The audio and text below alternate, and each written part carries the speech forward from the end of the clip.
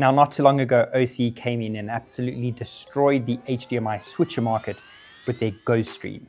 That was their first attempt at an HDMI switcher. So what happens when they take a good monitor that they've made for years and make it better?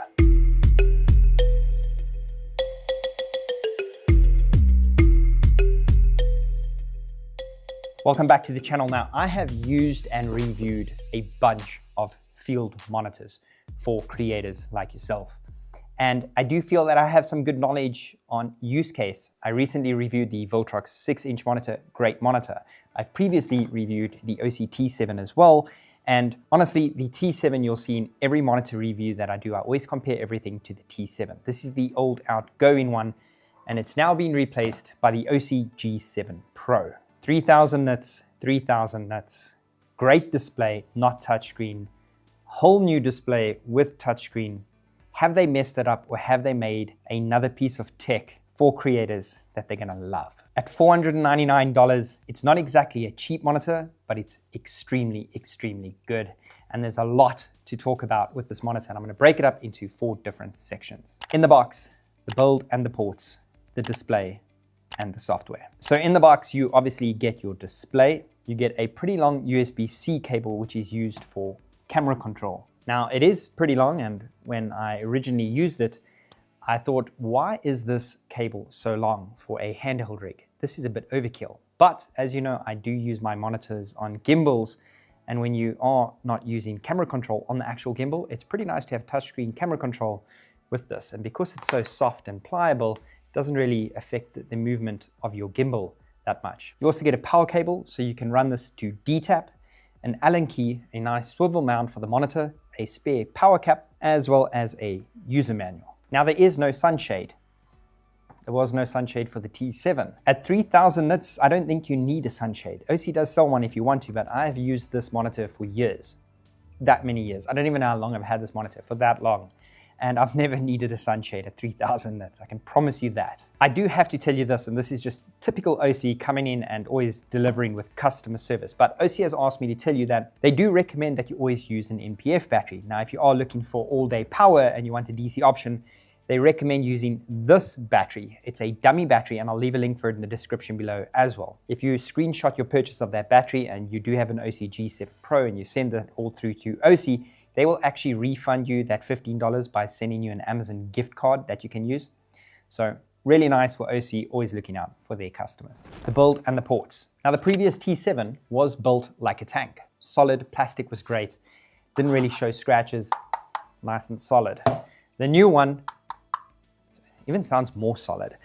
And same kind of plastic, and there's no, when you twist it, there's no creaking like you get with a lot of monitors. It's solid, absolutely solid, built like a tank, but it is actually smaller. You might notice that the bezels on the top and the bottom and the left and the right have shrunk. The top and the bottom is not as much, but the left and the right, it has shrunk a lot. The new G7 Pro has a smaller footprint, still offering that massive 7-inch display, which is really nice. It looks better on a rig. It has RE-style quarter screws on the top and the bottom. There is none on the sides for vertical mounting, so you would just have to mount it vertically from that side. I'm not too sure why that is, because on this side, there's not a single port on this monitor. And that takes me to this side, where you've got a 3.5mm headphone jack to listen to your audio, as well as an SD card slot that's used for updates, as well as loading user LUTs, which I will show you in the menu. Also, Osee has dropped 2 updates since I've had this monitor. And one of those updates actually added LUMIX camera control. So yes, if you have a GH5, GH5S, GH6, GH7, you can actually use that now to control your camera on here, including hit record. Has a vent at the bottom and 2 at the top to help the monitor to cool, because it does get hot. The previous one got pretty warm. This gets pretty hot. And I'll show you the fan system in the menu in a bit. On the back, you have an NPF slot for the battery, 2 HDMI ports, 1 in and 1 out. Now, what that allows you to do is run your camera into the in, and on the out, you can run that to, say, a Holyland transmitter to send your signal elsewhere to a director's monitor. And the same applies for SDI, in and out. You then have a USB-C port, which is used for camera control, like I said.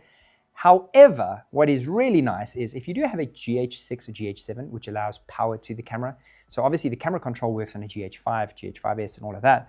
But with the GH6 and GH7 and G9 Mark II specifically, if you run a USB-C from here into the camera and you are using it for camera control, The NPF battery will actually charge the camera battery within the GH6 or GH7 as well. So you can just hot swap big NPF batteries all day rather than having to worry about extra little camera batteries, which is really nice. And last but not least, you do have a power button on the back. Now this power button is a single tap to switch it on. Once the monitor is on, tap locks it, tap unlocks it, and then holding it will turn the monitor off, but you have to hold it for a while. And that is why I do prefer the old monitor, which had that kind of just on-off slide switch. I wish Osee did not change that. However, I do understand that because of the single tap to lock, because it's now touchscreen, decisions had to be made, unfortunately, and it's something that I will just have to get used to.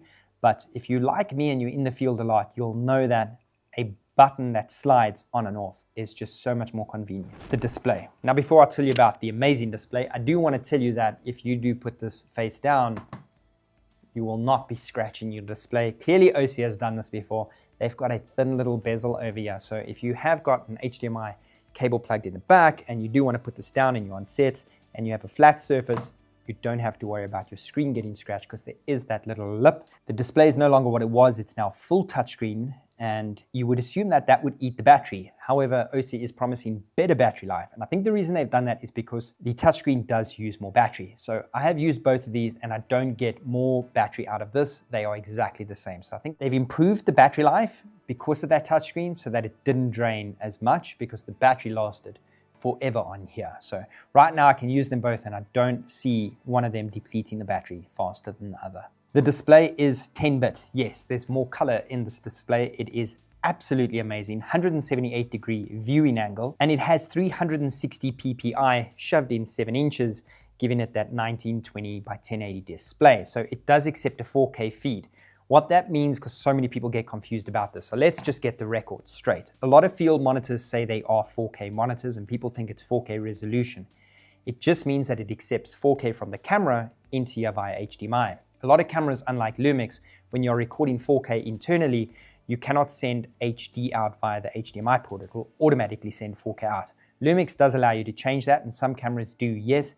But for those cameras that don't, it just allows you to just put it on auto and hit record and 4K in camera internally, and even if it sends a 4K feed out of that HDMI port, it doesn't really matter. This will take it and turn it down to that 1920 by 1080, so it can accept a 4K feed just like the previous T7 and a lot of monitors nowadays. This monitor also has a bunch of antis, anti-glare, and it works. I'll show you that in a bit. Anti-reflection, anti-fingerprint, anti-scratch. Absolutely crazy. It's got a lot.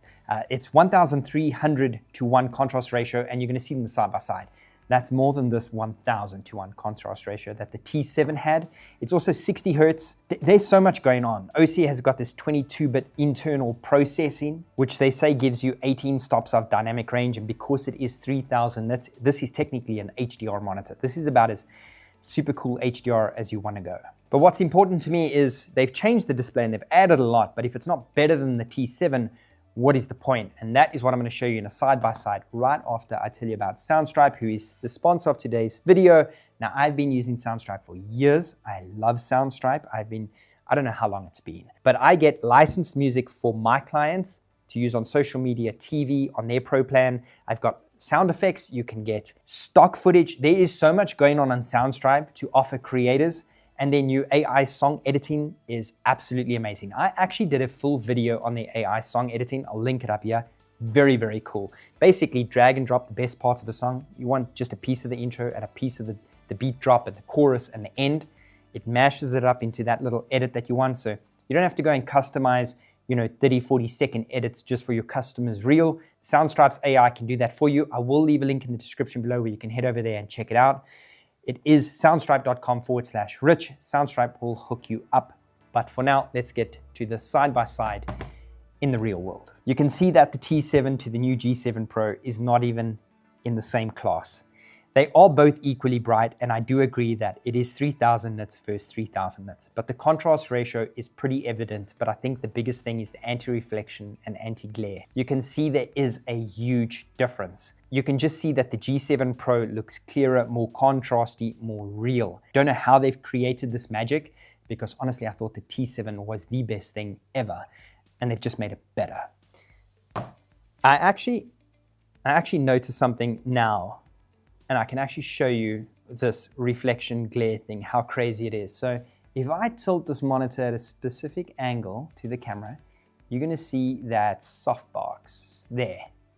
And if I do it on this, look at that difference. How crazy is that? This one reflects it so much more. It's kind of weird to see in real life that it just like subdues those reflections. But this is great. Now all of that's cool up until we see the software control. Because it's no good that the Swift OS makes this a subpar monitor because they've got everything else going for them. So software control and camera control, I'm going to record going through the menu just for you off the cuff and show you absolutely everything. So sit back and relax and check this out. All right, so this is camera control in the GH5. It does work in the GH5S, the GH6, it works in the GH7 if I'm not mistaken. When I received it, it didn't work with the LUMIX, and they did an update and it works. So they're constantly adding more cameras as it goes. So right now this is connected to the GH5 and it is 4K. So you'll see what's happening is I'm actually getting conflicting information because the GH5 is outputting display data to the screen. So you can actually go into the GH5. So you can go into the GH5, sorry, it's under HDMI record output, and you can switch your info display to off. That way now all the data, the shutter speed, etc. disappears over here. So this is how it will look. It still shows me that I'm in 4K 29.97, Rec 709, and that is how it looks. So to make things simple, if you start at the top and you tap over here, this will show you your input source, which you can change from HDMI to SDI. If you tap over here, it will go back out. However, if you tap the X, it will go back to the main menu, which I'll show you how to access. Same with the Rec 709. You can change the style from log, so you can have your LUTs in here. There's your camera for Blackmagic, Canon, there are preloaded LUTs, or you can just go to standard and change your gamma. So all of that is possible to change. Vlog, if you can red, log 3 G10, red log film. So you can load all of that up in here. Just cancel that, or just tap, like I say, over there. So my set 1. Now these are your sets. Previously it was like pages within the Osee T7 that you would use the joystick to flick through. So I've got 2 sets loaded, which I only really use. I don't use all 8 sets, which is nice if you own a company and there's a lot of people using the same monitor. So you can see it goes away there after a while. There, I've added now a new set. So this is a new set now that will be added. If you tap the battery, it will show you your G7 Pro, the build info, the software, etc. You can go back out. And then at the bottom right over here, this is where you can access your menu, your monitor settings as they call it. So we can add a little bit more light here to my hand. There we go. All right. So now on this monitor is you've got input, which is what we had over there. You have got regulate, which is your backlight. I can change the backlight, as you can see, from 0 to 10. You have got your volume. And then you have your fan control. Now it does give you a notice in the latest update to go from auto, or you can actually change it to the temperature of the room that you are in. So if I'm in a room that's 25 degrees Celsius, I can do that, or you can just put it on auto. To be quite honest, the fan is pretty soft. You can leave it on auto or just leave it on 40, then you know the fan's going to max out, probably eat a little bit more battery, but maybe the safest way. So that is on auto. And the fan is running very, very soft. So then you've got control. This is for your camera control, because obviously I'm plugged in via USB. And you can say camera, USB, trigger mode, video. It shows you the model that I'm connected to, the record format, etc., etc., etc. So video, photo, that is your trigger mode. And you cannot change your control modes over there, obviously. So there's your video mode and your photo mode. Right, moving over to rotate. You can rotate it, so you can screen rotate, image rotate, or mirror it. The rotation is on auto, off, perfect. Status bar. Now you can switch your status bar on and off at the top. So it's battery only, on, off, battery only. So I like to leave it to on. That is obviously the feed that it's getting from the camera right now, which is 4K 29.97, even though I think I'm in actually 60p, because it will receive that. So we can actually check what we are in. We are currently, oh, we're not going to be able to see it right now because the camera display is off. All right, next up we have your range. And on your range over here, you can change you to 64, 940, auto, 0123. It's entirely up to you. Leave it on auto. I'm not that fussy and don't get involved, but if you're one of those guys that get super involved, it is there. So there's your Rec 2020 for UHD, because it is obviously a high dynamic range monitor. Rec 709, Rec 601, or auto. You've got your color, and these are basically baked in profiles within the software. And here are your LUTs, your user LUTs. So you can upload your LUTs here just via the SD card. Then have probe after user LUT, before user LUT. Whoops. Let's go back. And you've got your language that you can change, your support, where you can just scan and go back. You've got your info, which is what we saw when we tapped the battery icon, and then you've obviously got reset. Now, that is it for that. If you tap over here, it's exactly the same as tapping up here by the My Set. So this shows you your different sets. Now I'm going to show you how to customize your sets. Just before I get to that, this button at the bottom left, access camera control and takes away camera control. This one over here hides the bottom bar completely and the top bar. And if you tap here again, it brings it back. All right, so I've created a new set over here. What is pretty cool, you can also swipe through your sets. So as you can see, I've got mine on set number 4, so let's just add something to the set. We'll add the aspect to it. You can actually swipe on the screen and go from my set 1, 2, 3, 4. Very, very handy. So I'm going to start with aspect, which is the first one, and if you tap it, it activates. If you swipe up, you can change your aspect ratio. So you can set it to phone, you can have custom ratio, and then you can change the opacity. So if you want to be filming some multi-purpose content for your clients, you can, which is pretty cool.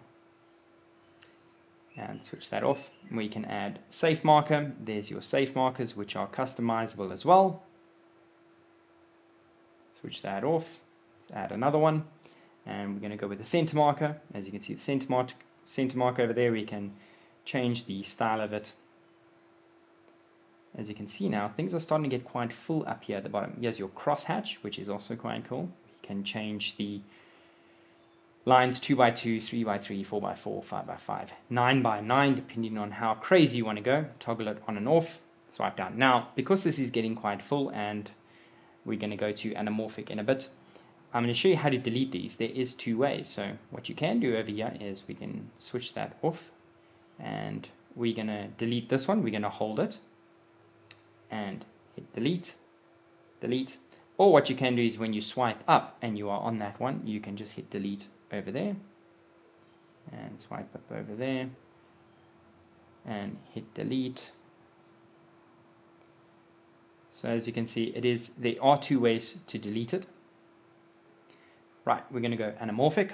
Now anamorphic, if you do bring it up, you've got all the squeeze ratios over here: 1.25, 1.33, 1.4, 1.5, 1.6, 1.65, 1.79, 1.8, 1.9, and 2x. And you can also turn on magnification or off magnification if you do want to zoom in to that. We're going to add false color over here. As you can see, the false color, you've got custom style, spectrum, follow camera style. You can change if you do move over, you can change the range and endpoint and really customize it exactly how you want to. So let's delete that. And we got zebra, your zebra or zebra. The proper name is zebra because they are from South Africa and we say zebra, so it has to be right. You've got tone 1 minimum, tone 2 maximum, and tone 2 minimum. And you can change the code value over here, and you can even slide this bar, just by the way. So yeah, let's take that down. I'm going to add another one. I should have switched that off. There's your waveform. Let's just toggle that off. So now you can see your waveform on the top right. If we swipe up, we've got Luma style, parade, RGB. We can change the size, put it at the bottom, which you're not going to see now because this is up, large or small, and then you can change the position of it over there. Swipe down, and obviously you can toggle as much on as you want to at any point. We are going to add the vectors, exactly the same pretty much. You can change the position, times 2 game, times 1 game, and you can change the density of it. Switch that off, swipe down, tap for the next one, and we're going to go to histogram. Pretty much the same as well. You've got your Luma, RGB, and the position as well as the opacity of it. And delete. We've got focus assist. We'll toggle that on. Swipe up. You can change it from green, red, white, blue, and you can change the sensitivity of that assist. And where did it go? Oh, switched it off. And you can change your background to black and white, so you can just see what's in focus at whatever color you want to. This is a very, very handy tool to have. As you can see, if you're filming and you're trying to check what's in focus, you can see exactly what is in focus. So we'll bring that back up, tap here, switch it off, and we're going to go to peaking. I'm going to swipe up on the peaking, and you can set the intensity on the, on the peaking over here. You can see it just kind of really adjusts. The easiest way I can explain it is the sharpness of it just like really pushes up. You might not be able to see it so well. I can see it a lot easier than you can. And let's delete that. Next we're going to go to the look, and your look is essentially your LUT. So you can switch over here to whatever you want it to be, and then if you go to user LUT options, you can just toggle between the LUTs that you have uploaded, and easy just to toggle it on and off. You've got your multi-scopes, which you can change Luma waveform, RGB waveform, X1 vector, X2 vector, Luma histogram, and obviously you can go crazy on that one too. So your screen can look like that. We have got the audio meter, which is really nice. So you can hear my voice over there and see it, and you can change the opacity of it, and you can also change the position.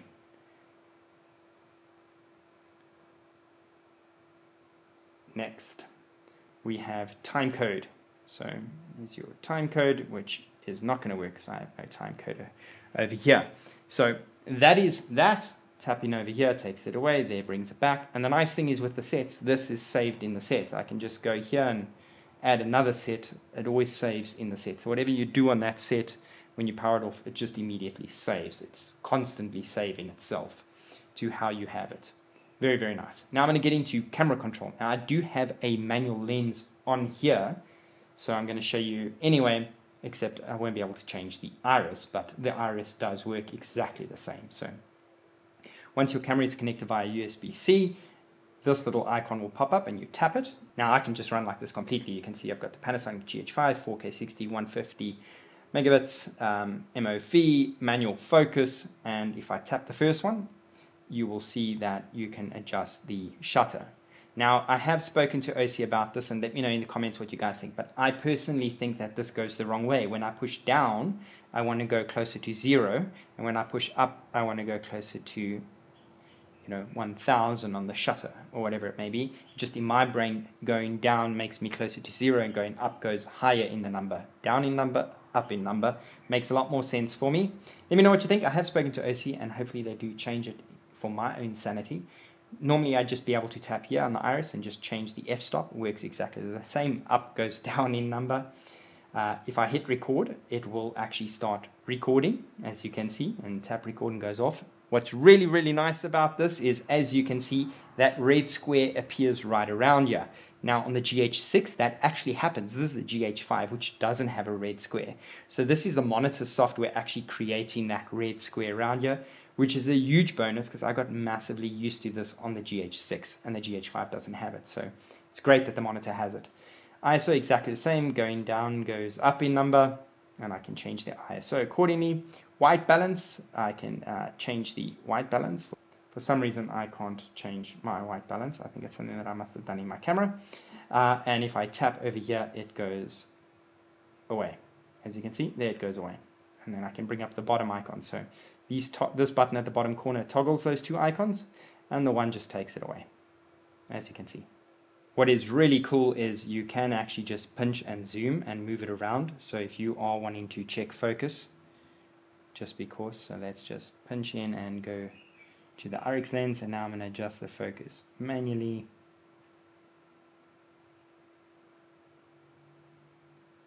You can pinch to zoom, and then you can just zoom out, as you can see.